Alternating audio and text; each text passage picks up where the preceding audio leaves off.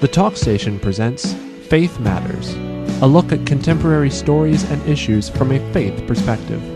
While this is a pre-recorded show, we are interested in your ideas, comments, and questions, and we urge you to email them to faithmatters@thetalkstation.com. Give me faith, trust what you say, that you're good and your love is great. I'm broken inside, I give you my life. And now on the Talk Station, Faith Matters. And welcome to Faith Matters here on the program. I'm Ben Ball and joined by Reverend Robert Cornegie, Associate Pastor, Chapel by the Sea in Emerald Isle, and Bishop Doc Loomis, Bishop in Residence at All Saints Anglican Church. And good day, gentlemen.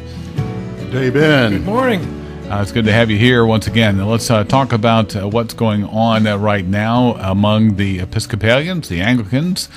I'll take an article that comes from Christianity Today to begin with, and there's several. It's been in all kinds of the news lately, and this is from Christianity Today from a couple of days ago. Tension surfaced at Canterbury Primates meeting. It says the Anglican Primates meeting in Canterbury may be on the brink of failure, observers say. The heads of 38 Anglican provinces around the world have gathered this week to try to preserve their communion in the face of entrenched differences around attitudes to homosexuality. North American Episcopalians have taken a liberal line, while Anglicans in Africa and the powerful GAFCON, the Global Anglican Future conservative bloc, have led opposition to the acceptance of same-sex relationships. The Archbishop of Canterbury, Justin Welby, is attempting to stave off a formal split with a more federal model similar to that adopted by Lutheran churches of Northern Europe and Scandinavia. However, the mood at last night's service of worship at the Canterbury Cathedral indicated a shift in tone from the optimism of the previous day. Doc, help us understand a little bit about what's going on. I think a lot of denominations or a lot of people from other churches don't understand what this meeting is and how often it happens, for example. Well, okay, I'm retired now, so I'm not really up to everything that's going on every minute as a bishop, but I will tell you that what's going on in Anglicanism is going on everywhere. So it's really good for us to understand what's happening in that body. It's the largest Protestant church in the world. There's almost 80 million adherents to Anglicanism.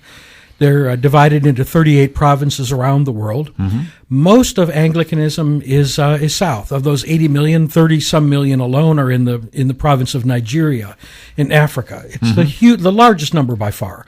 To give you an idea, here in the United States, less than 1 million people calling themselves Episcopalians are attending church on a Sunday morning, so a relatively small group here compared to anywhere else. A typical Anglican is not a white, affluent Southerner. It's probably an impoverished, young, black African woman. That'd be kind of the model.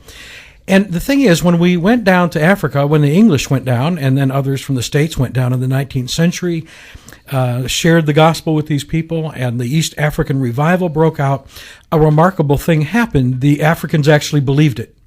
And they held it very tightly. That is the gospel message. So they have held on to it through all the things that have affected Western cultures, yet they have maintained a very strong faith and a very strong belief in biblical inerrancy, that what's there is meant to be there, was put there by God, is immutable, unchangeable, and that's where they are. So enter into this conversation after, these many years since the 16th century, a church in the United States, the Episcopal Church, and the Anglican Church in Canada, which is about half the size of the Episcopal Church, and Western thought. The consecration of an openly homosexual bishop in 2003, and the conversation begins about inclusivity, something we hear a lot about all over in all of our church brands right now. And in all of culture. In all of culture, in our schools, and yes, so all lives matter.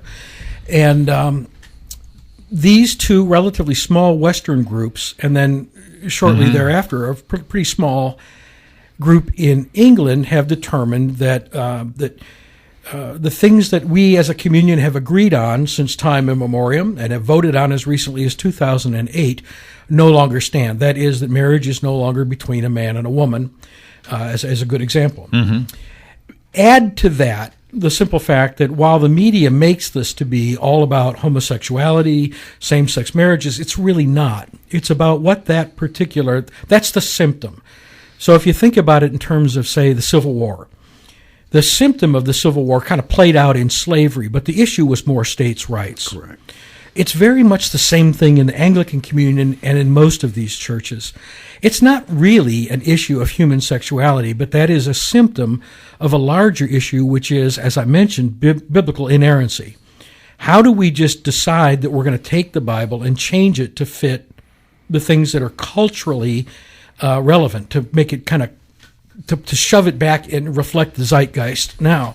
Yeah, well, let me just stop you there for just a second, because what's happened in England, in Canada, and North America has been parallel with the changes in civil law.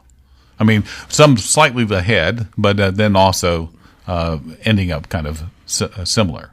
Right, whereas regardless of how you feel about it, and I'm not a fan of this, homosexuality in much of Africa is still a crime, in some places punishable by death, as it is in Islam. Right. So this is, the two are running parallel. There's no question about that.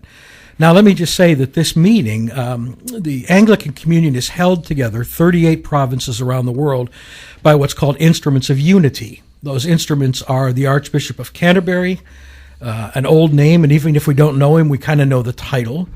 The Anglican Consultative Council, a group that makes rules and regulations. The Gathering of the Primates, there are now over 38 primates, the archbishops of their various provinces, and then, of course, a thing called Lambeth, which is all of us who are bishops that meet every 10 years at Lambeth Palace.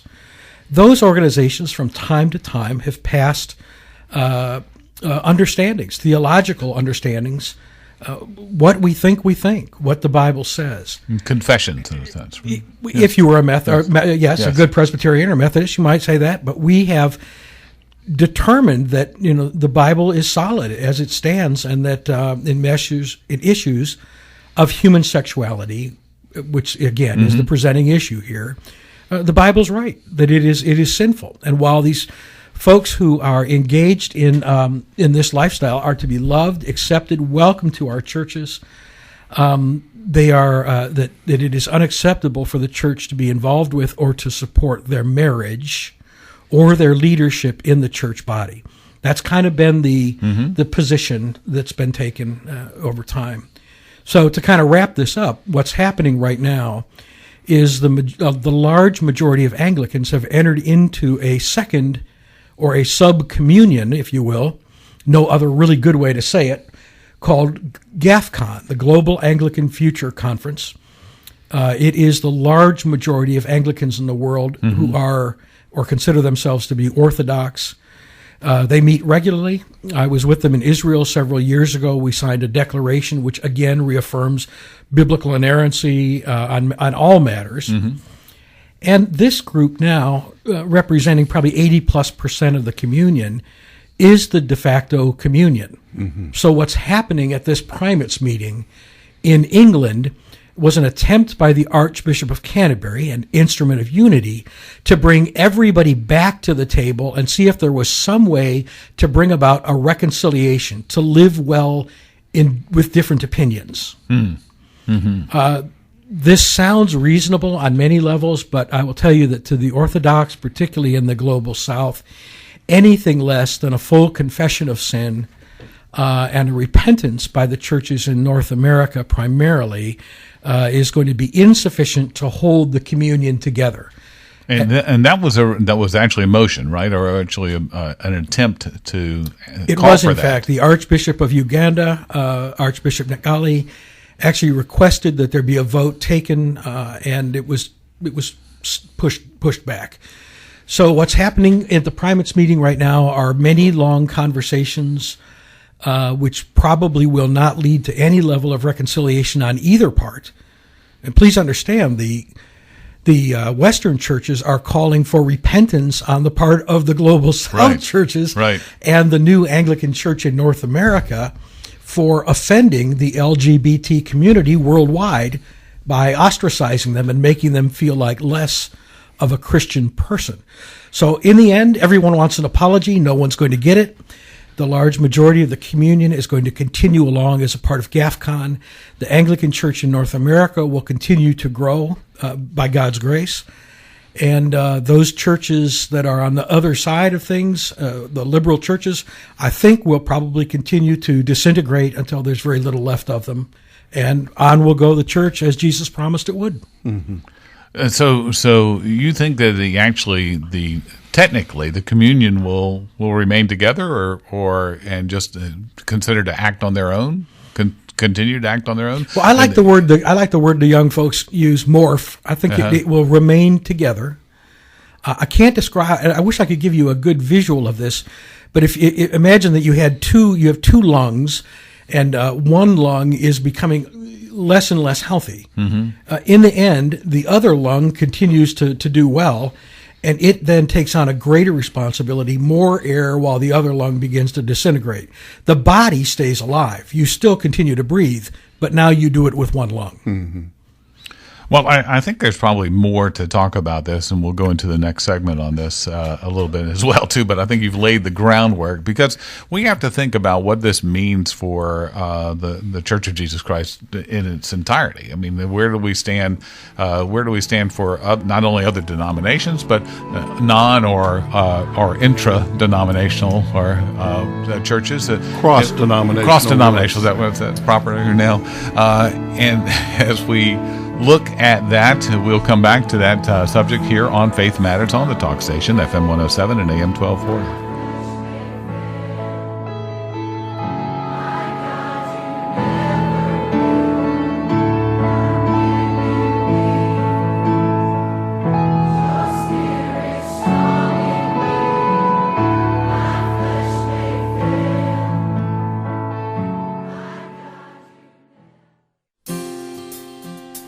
And welcome back to Faith Matters on the talk station, FM 107 and AM 1240. And I'm Ben Ball with Bishop Doc Loomis and Reverend Robert Cornegie, although we haven't heard from Robert so far, except for a nod or two. But I do have one other question about subtext, Doc. Just one other thing, because you were talking about the homosexuality as being a sort of the symptom of the larger issue. But is it also is one of the issues also maybe the Church of England? You have the church in North America, Canada, and North America and the United States, looking maybe perhaps over their glasses and down their noses at the church in Africa, saying, wait a minute, we gave life to you. We're the ones that brought the word to you. How dare you tell us now what to do? Is that some of it? I'm reading it from the outside. The thing that's really scary about this is it's an evolutionary conversation. It's the exact same conversation that was used during the days of slavery. The idea is these people are not yet as highly advanced as we are. They have not yet come to grips with these enormous revelations from they'll say revelations from the Holy Spirit, or understandings through time, or enlightenment, or whatever it is they're calling it. The idea is we have evolved beyond that point where we can simply look at the Bible and robotically follow it. We have a greater understanding than do these people. And in the end, they're confident that their understanding will be the final understanding.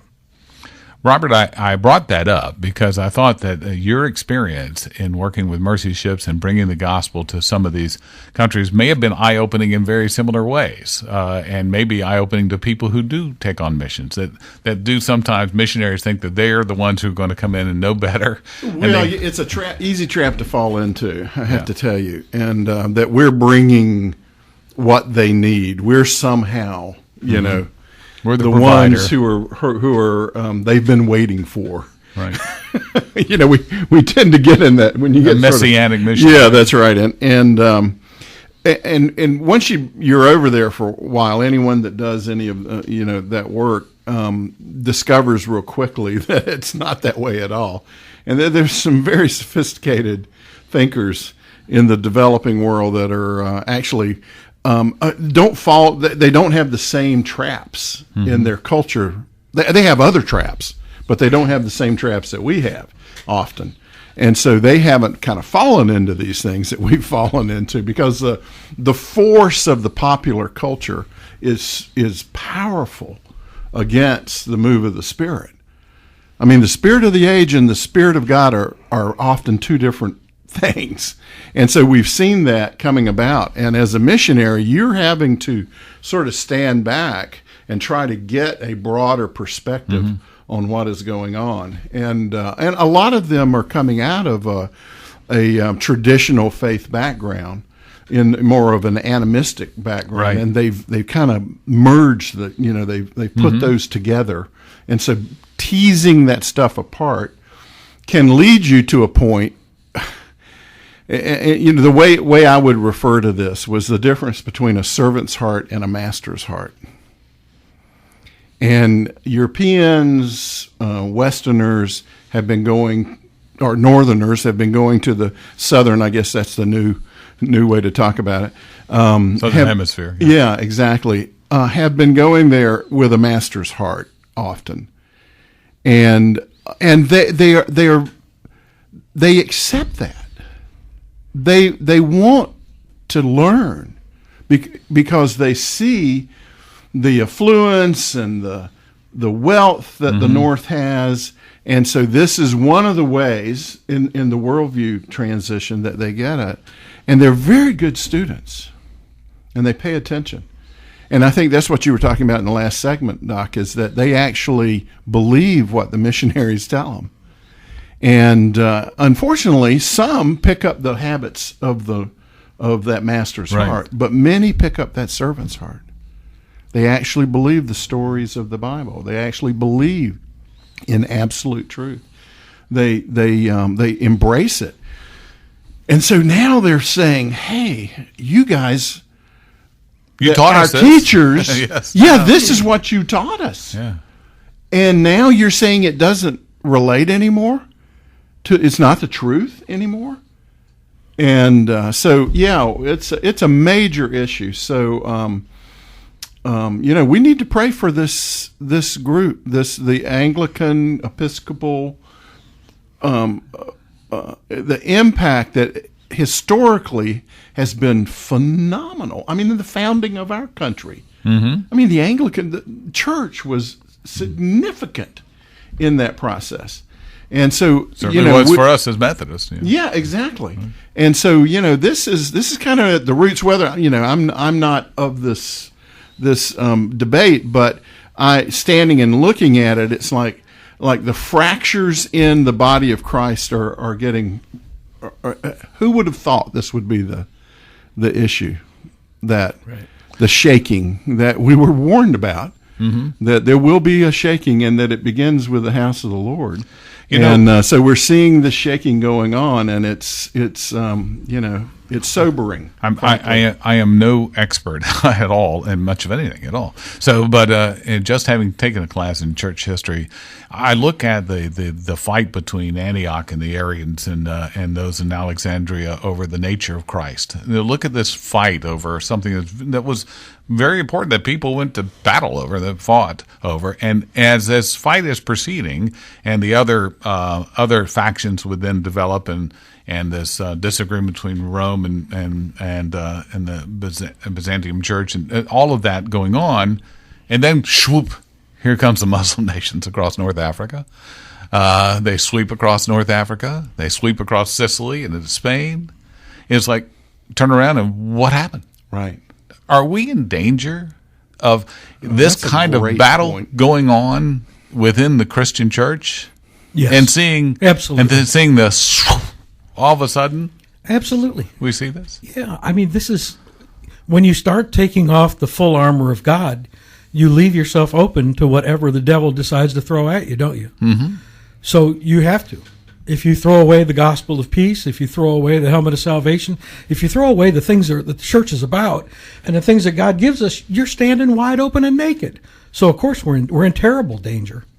And the funny thing is, it would be, I love history. I love archaeology. I love looking back at old cultures and seeing what they knew and what they did. Mm-hmm. And one of the things I remember about Africa, I've spent an awful lot of time down there. And I can remember in my first trips, or even as a kid, as a missionary with my parents, I would go places and see impoverished people who had literally nothing. And yet they were so happy. They were so enthusiastic about their work, enthusiastic about their home. They'd give you everything that they had in their cupboard to eat. And I can remember looking at these folks and going, how can you feel like that? You don't know true happiness. Mm-hmm.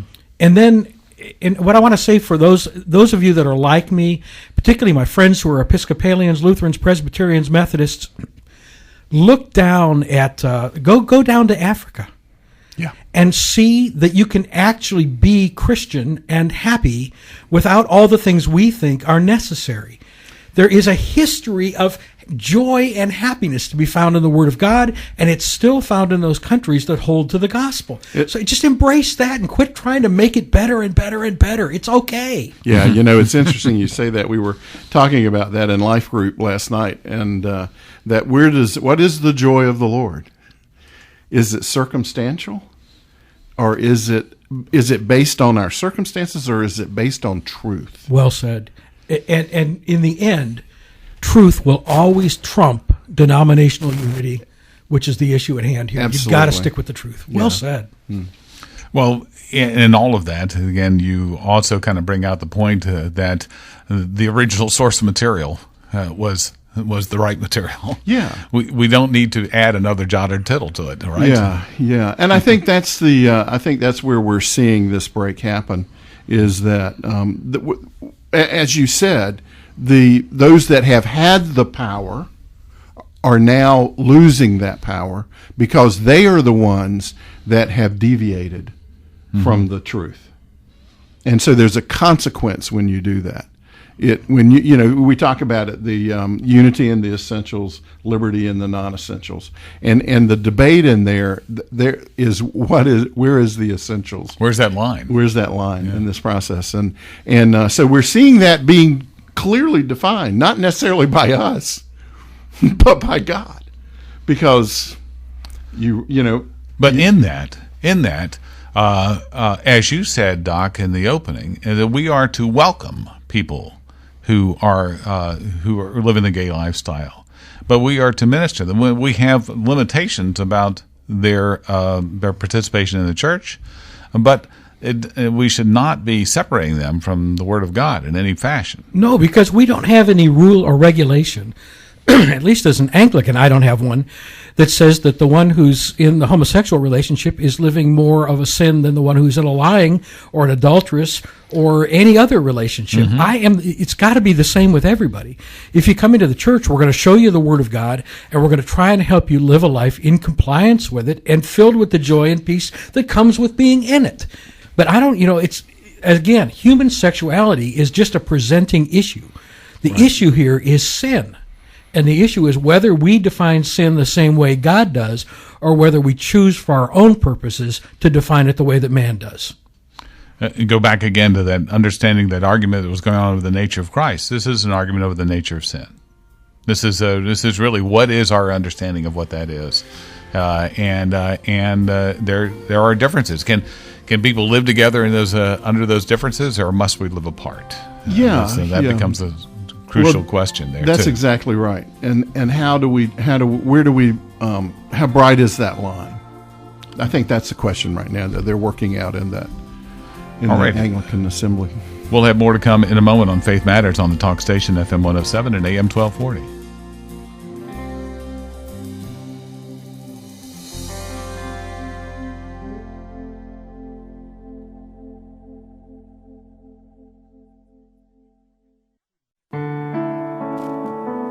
And welcome back to Faith Matters here on the Talk Station, FM 107 and AM 1240. And thank you for joining us here today. I'm Ben Ball, along with Bishop Doc Loomis and Reverend Robert Cornegie. And today, now we also want to add to the discussion.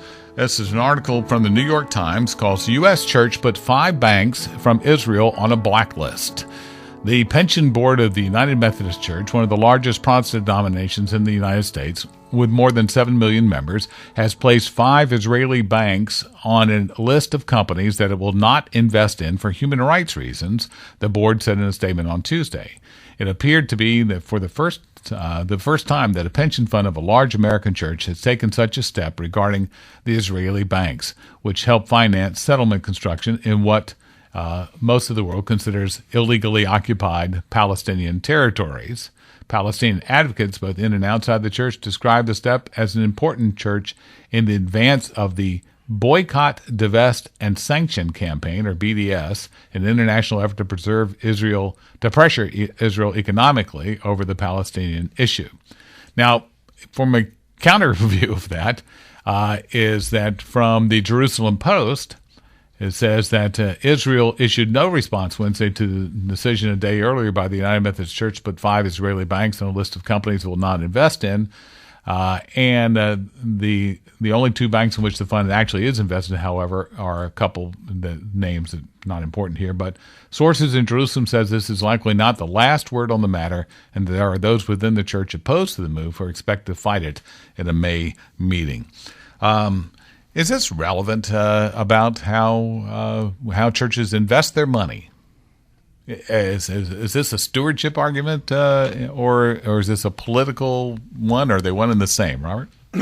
Yes. Okay. Again, this is out of my wheelhouse, but it's not my circuses, it's not my monkeys, as some say today. I've never heard that phrase, but I'm going to use it a lot. It's a good one. My daughter taught me that one. Well, yes, there is a sense where we are to be good stewards, right? Mm-hmm. I am very careful about how I spend my money. I'm a conservative in that sense. And so I try to be wise in where I invest and with whom I invest. And so there is a personal process in that. I think it gets a little political when it goes into organizations that begin to do that thing. Mm-hmm. And so, that's why this is the big deal.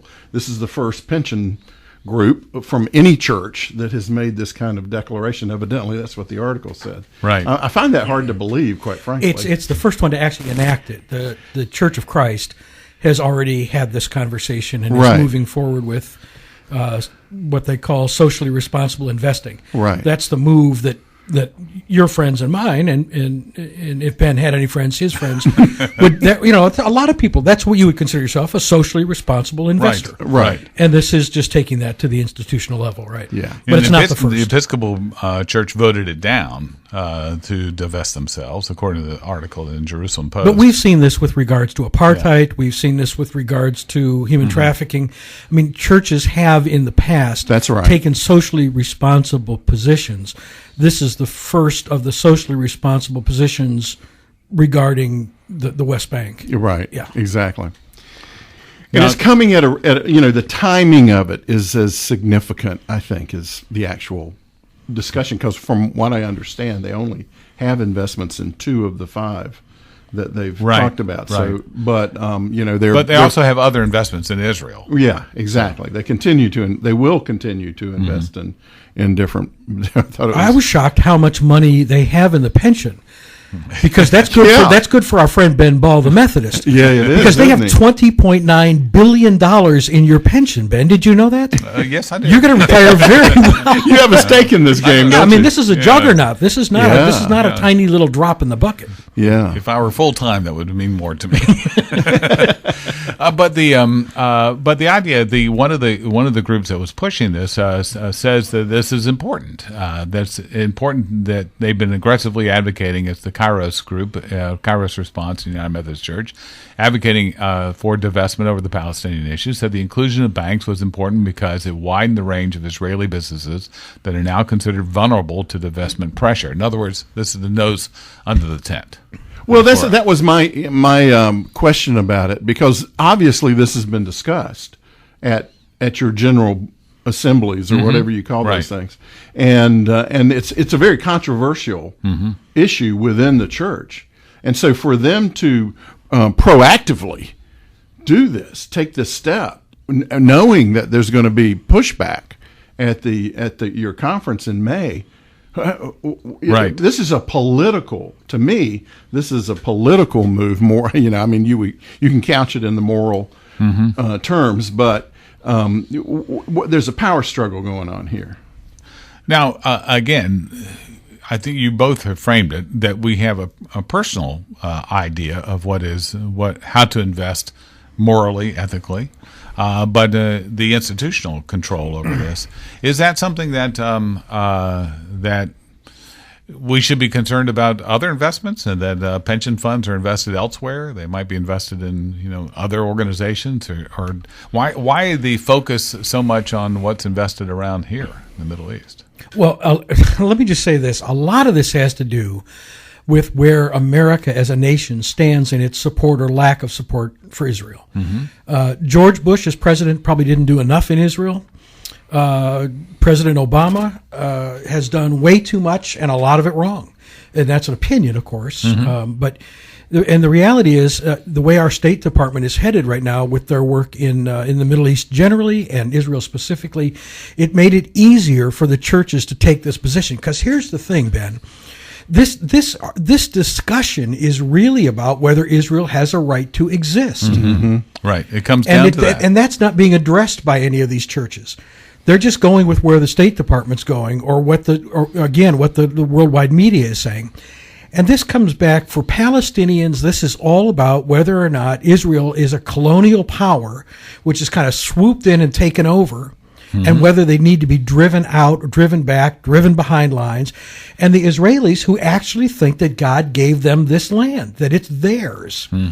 And so the divisions that we see, the battles, the first Intifada in 85, the second one in 2000, the battles that have involved Jordan and Syria and Egypt, most notably, these battles have been going on since 1948 at a pace that makes violence in the U.S. look like non-existent. The sheer rocket attacks coming out of Gaza right now is mind-bending. They are daily. So this is an argument between Palestinians and Israelis that is by no means settled. We all know that. We've all lived through the Camp David Accords and all the things that have come to this, have brought us to this point, the assassination of Yitzhak Rabin. I mean, this is an unstable place. And for a church to just come down and say, well, we're just going to say that all people deserve good things and the Palestinians are there and we think what the Israelis are doing is bad, without ever discussing the root issue, is just really bad policy, in my opinion. I have no problem with a church saying I'm not going to invest in something that is irresponsible Human or immoral. trafficking. Whatever, yes. For example. But I don't see the policy decision coming out of the church first that says we think Israel has a right to exist. Palestine does not, the three immutable no's. We do not think that Israel has a right to exist as a nation. They're a people group. They're not a nation. They can't be a nation. And when you support the Palestinian effort, that's what you're saying. And for a Christian, I think that's an awkward position. I'm just rolling here. That's a thought. Yeah. Well, and that's why the reason I asked that question about does this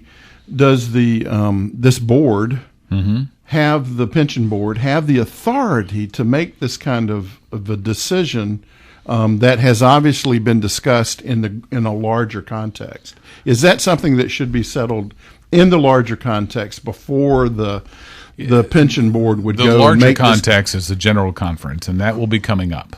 Correct. So that, and no doubt that action will be coming up. So they're forcing this issue onto the table. Is basically what's happening. As I understand it, and I am not going to pretend to be an expert in the polity there, the finances side, right? But I understand that they are vested with the authority to invest, unless directed otherwise. Correct. By the conference. Right. So the general conference would have to specifically direct them. To do that. Yeah. And I'm not sure they're going to have that support to do that. To maintain back off of this. Oh, to really? back off this decision. Yeah. Well, yeah, it's fascinating. It's like isn't it? overturning Because a veto. it is in the backdrop, the backstory of how America has been basically. Israel has been the outpost of democracy, of Western-styled democracy, and so this is trying to tweak their decision-making on that. So, it's going to be fascinating to. But you're right, Doc, completely right. This does have its roots, as every other Middle East issue has its roots in whether or not Israel has a right to exist. And for the church, that was an easy thing, because what we read in Scripture is that those who bless Israel will be blessed, and those who don't bless Israel aren't going to be blessed. Right. So the church has always erred on the side or sided with Israel. That's true. So now for a church group to say not so much, that's the story for me. Yeah, that's a great point. Another part of the backstory is that Europe is doing its own BDS program. Right. And trying to make sure that there is a stamp on every product that comes out of Israel, identifying it as from Israel. Oh, really? So that it can be boycotted. Do they put a star on it? Yeah, yeah. On all the oranges, boom, a star. So so we're seeing this, and in fact, the article says that most countries of the world agree that Israel should not be going into building settlements in these lands. So, all right, we'll have more to come in a moment. Our final segment coming up here on Faith Matters on the Talk Station, FM 107 and AM 1240.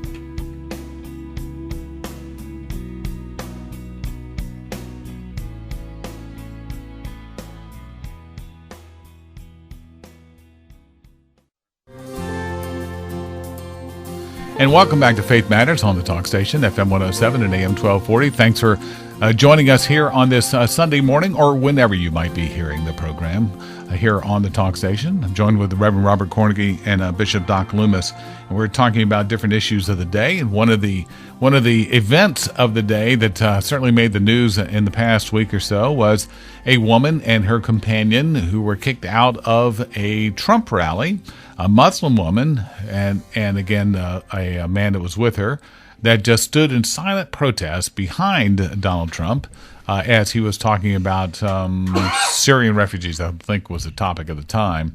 But they just stood there, and they were basically booed by some of the surrounding people, and the folks, the security then removed her from that. Her name is Rose Hamid, 56 years old, and the Daily Mail in the UK covers this. All around the world this story was covered. She's from Charlotte.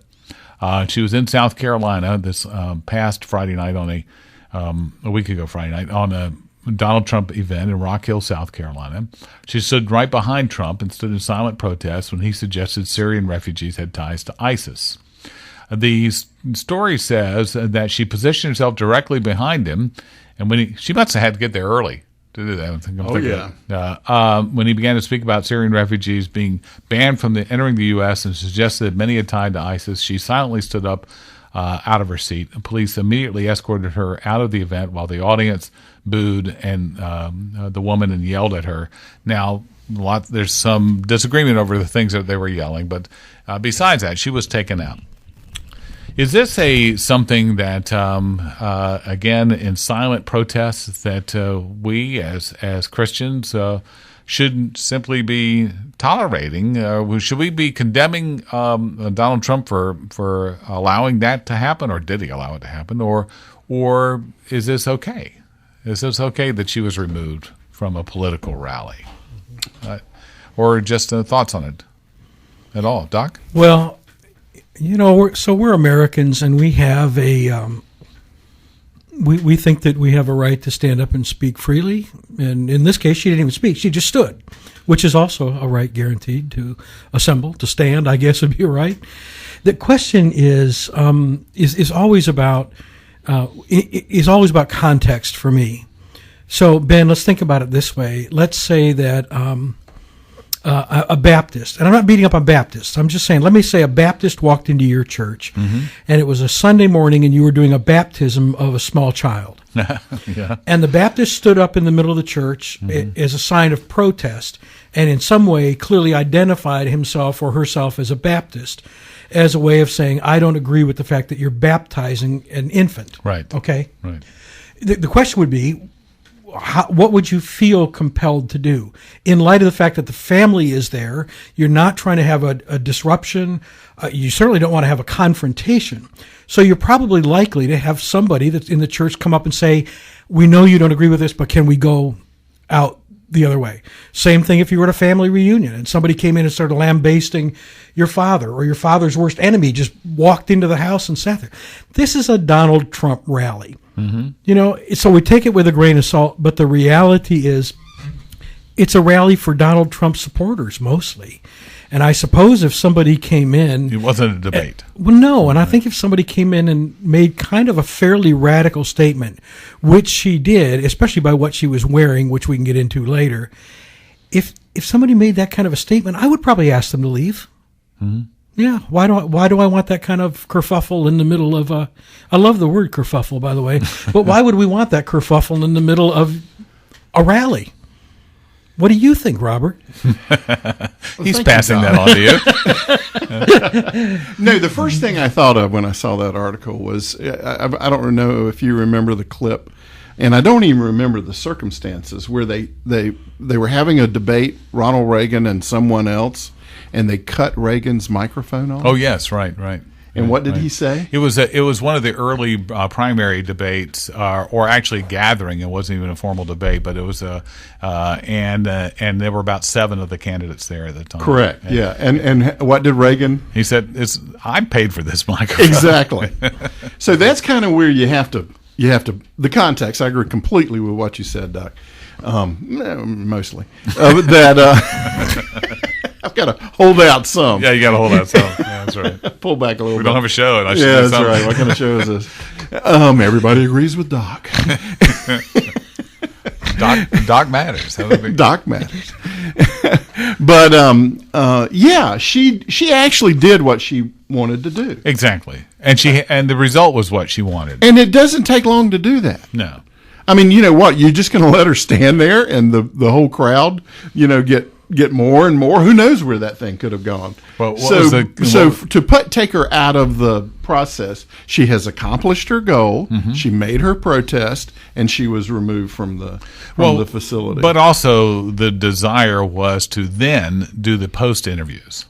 The interviews that came after that. So she had her 15 seconds of fame, and more than that. Look, she writes columns in the Charlotte Observer. She probably has a radio show, and she is the president of the Muslim Women of the Carolinas. Exactly. I mean, this is not Susie Homemaker coming up and doing this, although she kind of portrayed herself that way, I believe, somewhat in some of her. She just simply said she was a flight attendant. Right. Okay. Yeah. But she's an activist. Yeah. So this was a case of an activist, and it would be the same if it were a rally for another cause that we disagreed with. If we went in and protest, we would expect to be asked to leave. Yeah, exactly. Her goal was to show Donald Trump as an inciter of angry Americans with an anti-Muslim tack. That was her goal. Yeah. And so when she got done and when she was interviewed, she said, "Oh, the people there were very nice. I don't blame them at all." Even though they booed her all the way out the door. Yeah. But it's Donald's fault for inciting the riot that followed. And that was her goal. That's the way she's written about Donald Trump for a long time now, since he's been in the race. And she's just very clear that he is a racist. And she wanted to make sure everybody knew it. So she accomplished, as you said, she accomplished her purpose. Yeah, and it didn't take long to do it. I'd have taken her out anyway. Yeah. Yeah, well, what was the other commentator I think you cited? Well, it did kind of happen in the end. If everybody else had stood. Yeah, in the end, everybody else did kind of stand up with her. But a great response would have been if when she stood up alone, everybody stood up and held their signs that all say, we stand with Trump, right. Which is what their signs said. Mm-hmm. Then it would have made her look like she stood with Trump. But we were a little slow to respond. We are angry. And I'm sorry, I don't want to offend any Muslim person right now. But it is a scary time, and when we see somebody show up at a rally and try to make a statement, when we see Muslim people, I think we perk up a little bit and we pay attention and we get a little angry over some of the things that are happening, that are happening in places like ISIS and the Muslim Brotherhood and Al Qaeda. It's just scary. Right.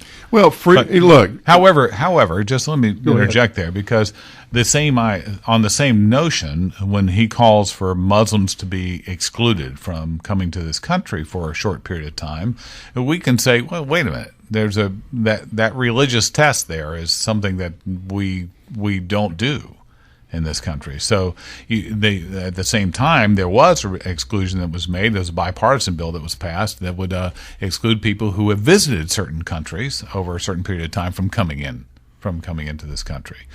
So that was the way, but the idea that it would be a religious test, that one rankles, I think, us even as Christians or anybody, as Americans. Yeah. So, well, nowadays, and the point was made, I think, earlier today on one of the radio shows I was listening to, that you really can't just limit it to those people from the Middle East anymore.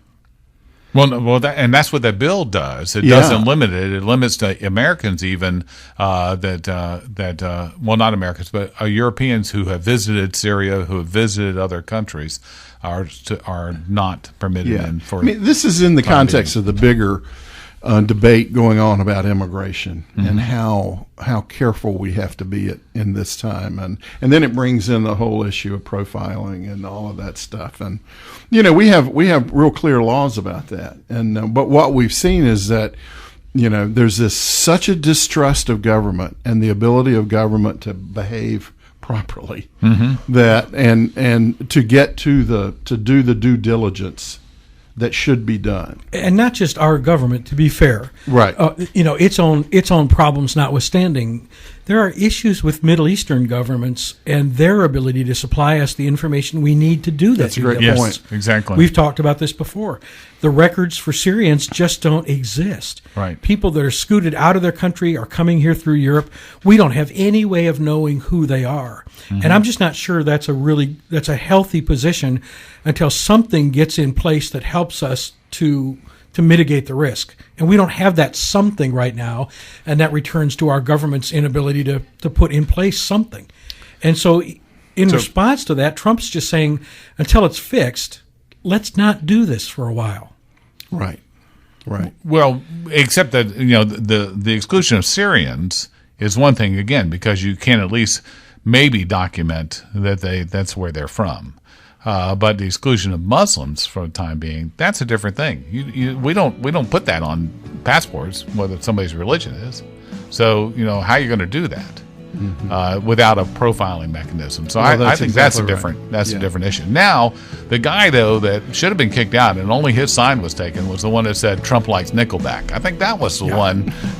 His sign was taken away from him too. By the way, that was obscene. That was just totally they should have wrong. both been kicked out. Clearly. Yeah. That's right. All right. Thank you for joining us here on Faith Matters. Thank you for joining us for Faith Matters. Email your comments, questions, and suggestions to faithmatters@thetalkstation.com. Give me faith, trust what you say, that you're good and your love is great. I'm broken inside, I give you my life.